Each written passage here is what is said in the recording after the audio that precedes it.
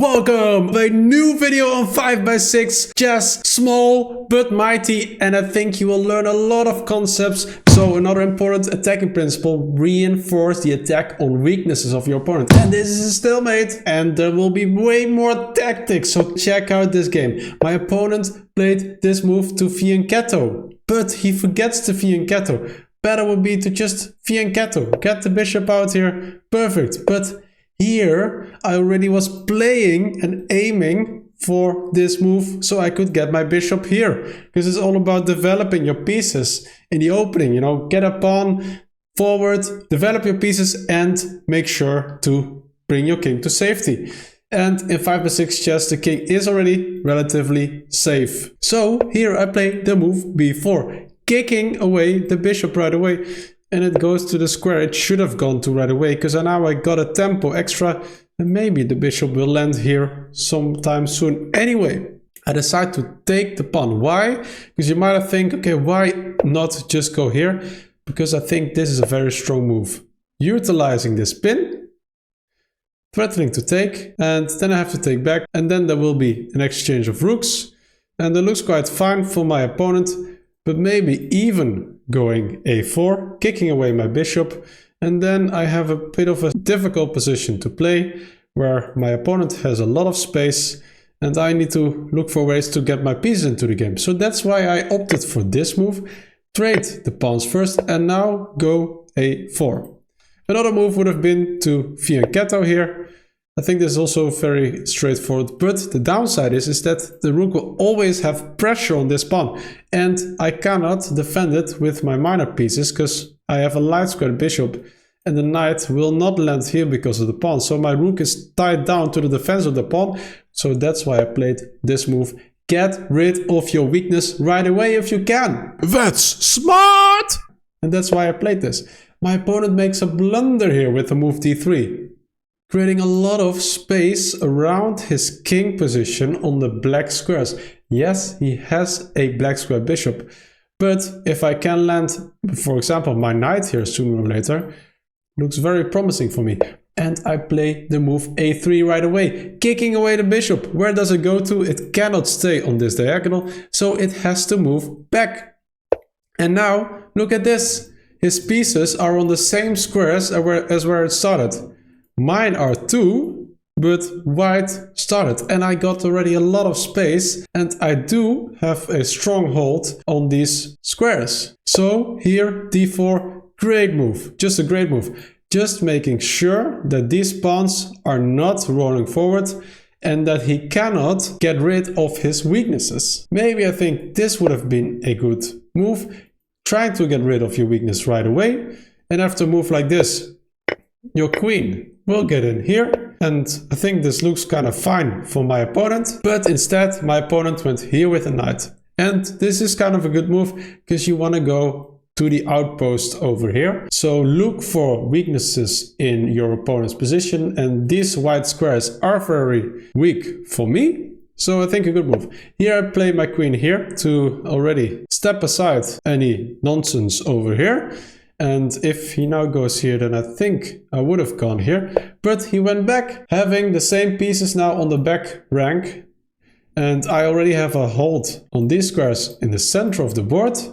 My knight will get active, and this looks very good for me. Instead, go active. He should have gone here. And, well, if I trade, then this is fine for my opponent. And this looks very dryish with a closed position. Maybe I would have gone here, but yeah, if you put your bishop here, and just defend my entry squares, and yeah, maybe I will take your knight at some point, but it's defended twice, so I think this would have been the better approach for my opponent. But after going back, there's a very concrete idea for me here. And here I was contemplating about this move, and there's not a lot of moves for my opponent.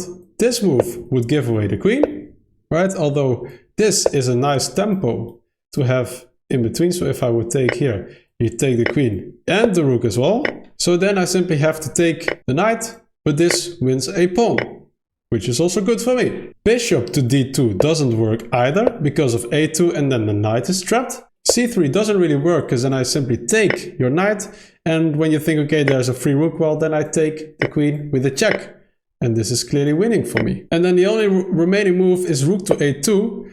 And that actually might be good, because if you just keep on moving here, there's a question how I can break through. So that's how I derived and came to the move a2, which I played instead.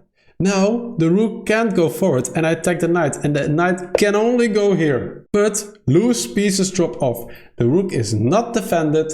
Do you see a way on how to attack the rook? Yes, queen to c3. What a move! And the rook can't be protected. Well, there's one way, giving up the bishop instead of the rook. I simply take the bishop and now the knight goes forward. I'm already a piece up here, right? So I could simply take and go into the endgame, but there's a very concrete win here for me. I give a check, and yeah, if you move your queen in between, then this rook hangs. This is winning for me, and then the queen has to go back. We simply trade. And yeah, this should be an easy win for me in a few moves. So you have to put your knight in between. And how to continue here? Well, an important attacking principle is when you're attacking, bring more pieces into the attack. And these pieces are not doing a lot yet. Well, this rook is supporting this pawn, right? So how can I get my pieces into the game? This bishop doesn't have a lot of future. For now, is looking at the light squared pawns. But this knight does have a lot of future when I move it here, because this is a very juicy square, attacking the queen and also this pawn. And look at white. The rook can maybe move here, but then I promote. So the rook can move. The knight is pinned and can't move either. Well, this pawn can move, but I can take it.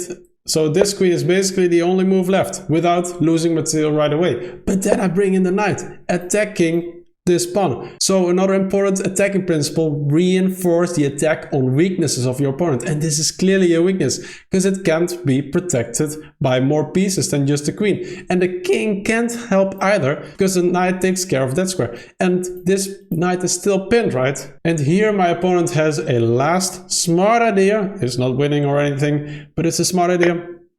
Takes a pawn, I take the pawn back, and here plays queen to b2. Well, if you're like, let's just simply take it, then this is a stalemate, right?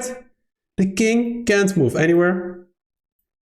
The knight is pinned and all these pawns can't move either. And this is a stalemate. Smart idea by my opponent, but I saw it. So I take with the queen instead. And yeah, there's nothing to be done. The knight goes forward and this is a simple check and checkmate. So guys, try out this variation as well. It will help you a lot to improve your game. And don't forget to like, subscribe, and see you soon. Bye bye.